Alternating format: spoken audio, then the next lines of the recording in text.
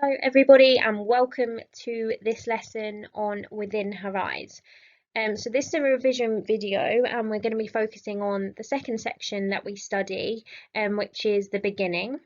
And I've put the timings up there for you, so it's 50 seconds until 4 minutes 30. So what you will need with you, so I would highly recommend you have your Within Her Eyes work booklet that we've been having in lessons. You might want to add to it, it might already be complete, but you might want to add some certain details that I go through in this video. I would also recommend you having your Arts Pool revision guide with you again to add further detail, just in case you have any questions to refer to that guide. Okay, so super important to know about choreographic content and what it includes. So 3 parts. So we have the movement content, which is going to be the actual movement, so what makes it up, which is the actions, so the dynamics, the space and the relationships. Then you're going to want to know about the structuring devices and forms, specifically what structure does Within Her Eyes use. And then you're going to want to know about the choreographic devices used in Within Her Eyes. Then we're also going to look at each feature of production in more detail. So I'm going to go through the staging and the set, the lighting, the props or properties, the costume, the dancers, the aural setting and the use of camera as well. So let's get started. So first thing we're going to go over is the structure of the piece. So I'm just going to bring up the sections there for you. So we have a prologue followed by 6 continuous sections.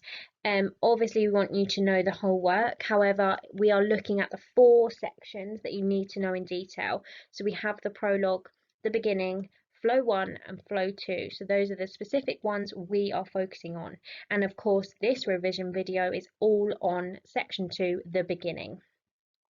So Within Her Eyes is a narrative structure and it wants to show the story of a love story with a twist. Okay, so let's get started with the choreographic content. So 2 dancers, setting the scene in your mind already if you're revising this section. Have a think about this section and that should bring you towards these description and contributions. So let's start with the actions. So I've picked one moment that I've described. So from sitting on his shoulder, the female dancer tips to the left and falls dramatically towards the floor to be caught by her right arm and left leg, hovering above the floor. Now this is a really recognisable moment and I have a picture of it in the next slide because it's also a choreographic device of a highlighted moment. But you'll want to pick these for yourself to make sure that you really remember them and they're recognisable and describable moments for you. But action words as well, I've just added there, so like tilting, lifting, reaching, extending, balancing. So much contact in this section, which we'll get onto in a second in relationships. So dynamics, obviously dramatically, she has that dramatic fall, which is very sudden. But there are also lots of soft moments, controlled moments, slow moments, sudden moments, and suspended moments. And describing the space, they are in close proximity to each other because they are in contact. A mixture of high and low levels used as well. And how this contributes is the space between them combined with her focus to the distance demonstrates the idea of her looking for someone else as she pulls away. So her focus actually, so some of her expressive skills look away from the male dancer. So although they're in contact with each other, this suggests that maybe her mind is somewhere else or she's looking for someone else, even though they're in close proximity to each other. In terms of relationships, so they use contact. As we know, this whole section is contact, and there's moments of action and reaction. So the female dancer performs the action and the male dancer has to readjust and react to her action. The fact that he's always behind her and providing support only when she asks for it suggests that there is apprehension and duty to support her. So looking at the choreographic devices, so there I have in the first one the picture of the moment I previously described. So I don't need to read that out again, but that's there for you, and it is the choreographic device of a highlight. So that moment is a highlight, so a moment of focus, and it adds suspense and excitement to this section, adds some light and shade.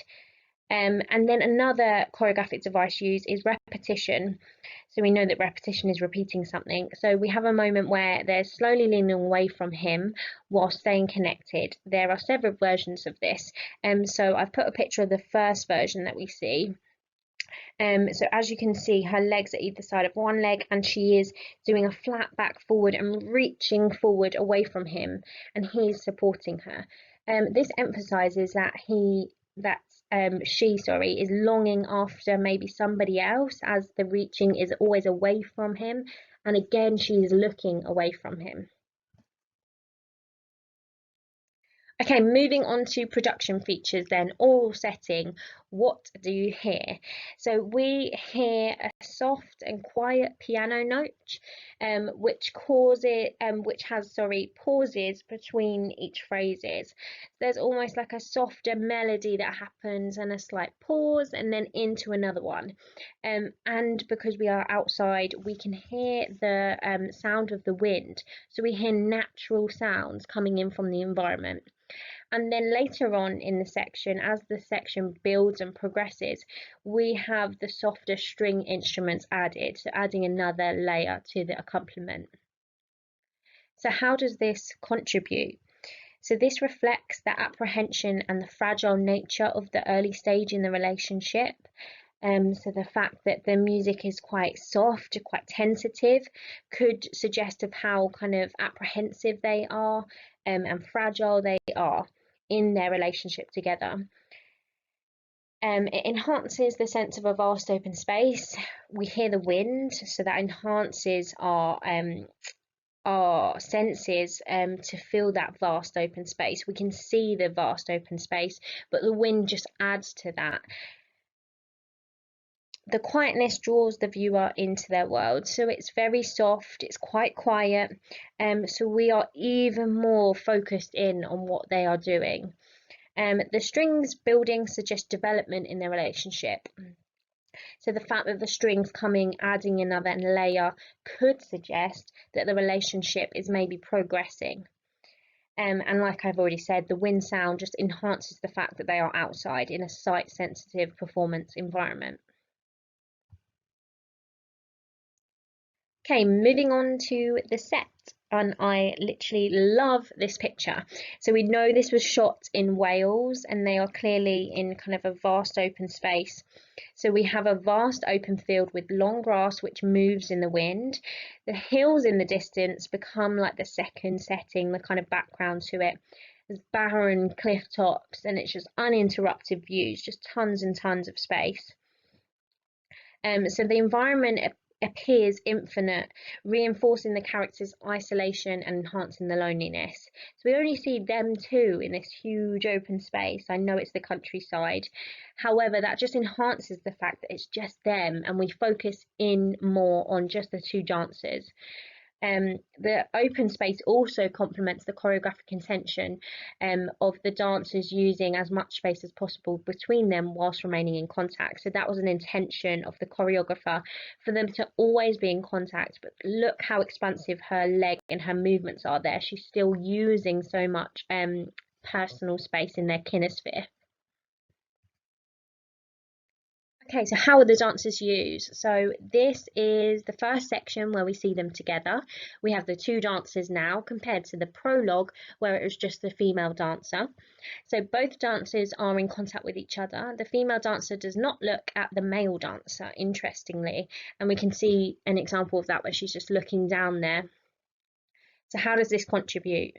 So the two dancers, the one male and the one female, are important in telling the love story. So this links to the stimulus of the love story with a twist. So they are essential for showing that love story.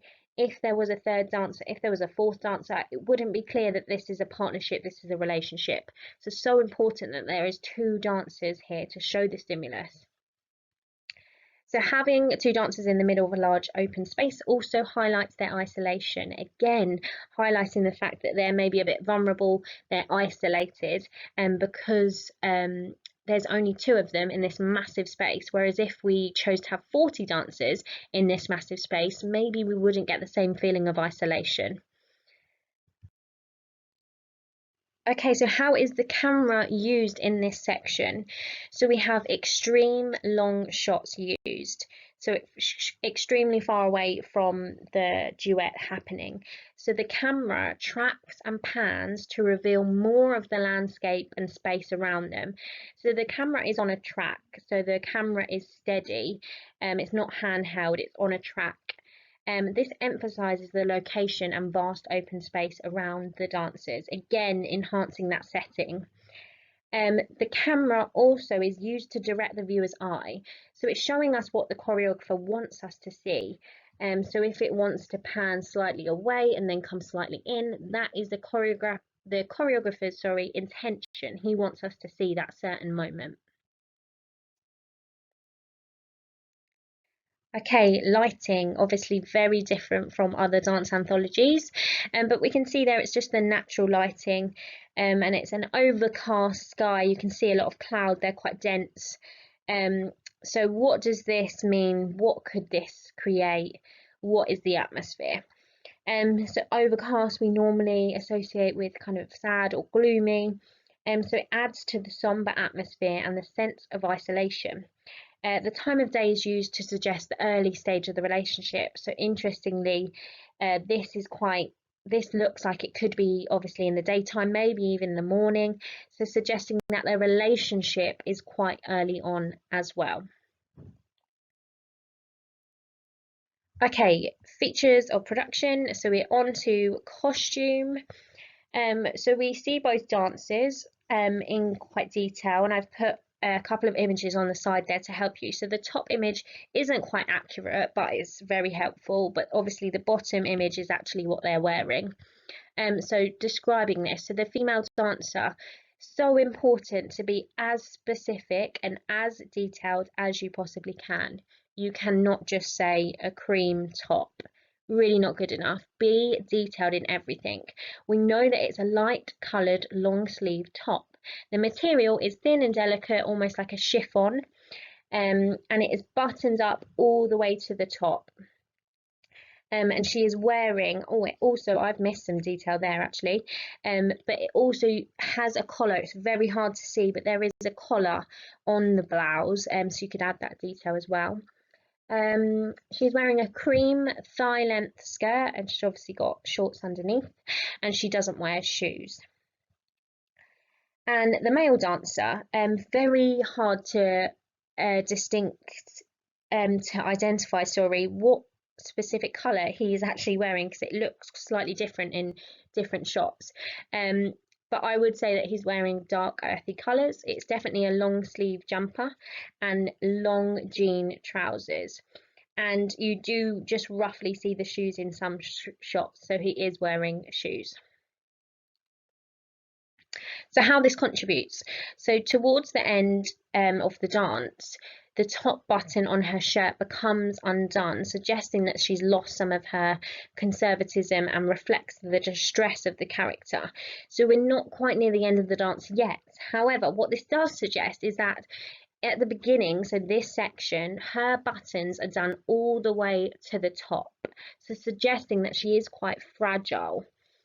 The costume complements the setting as well, so it's very similar colours that we see in the setting. So at the beginning, the female dancer really blends in with the lighter creamer beige colours, and then towards the end of the piece, the male dancer blends in with the setting because it gets darker. So what do the colours suggest? So the darker colours link the male to the ground, so could suggest that he is a grounded person that is there to support and kind of show stability. The lighter colours kind of link her to the sky. You could go as far as saying that maybe she's reaching in between kind of heaven where her previous lost lover is. She's kind of in that middle ground in the sky. and the fabrics suggest the character. So, for example, like the jean fabric in a woolen fabric is more supportive and sturdy, whereas the chiffon fabrics that the female dancer is wearing is a lot more delicate and fragile. So you could make an interpretation that the fabrics of the costume could suggest their characters. It is obviously modern day clothing. You would see anyone maybe wearing something similar to this, and it is very gender specific, meaning the male is in trousers and the female is in a skirt. Okay, I hope this video has been helpful. So I strongly encourage you now to go and watch the section. So just take a moment to take in all of that information, watch the section and add your own personal touches. So it might be a movement example that really stands out to you that you have to add. And these moments are going to be the best moments for you because they are selected by you and you are going to remember them. So go back in maybe with a red pen and add in anything, any interpretations that you want to add as well. So the timings of the section are there. You can view within her eyes on the section C GCSE Dance Anthologies frog site. So I encourage you now to go and view the section. Thank you.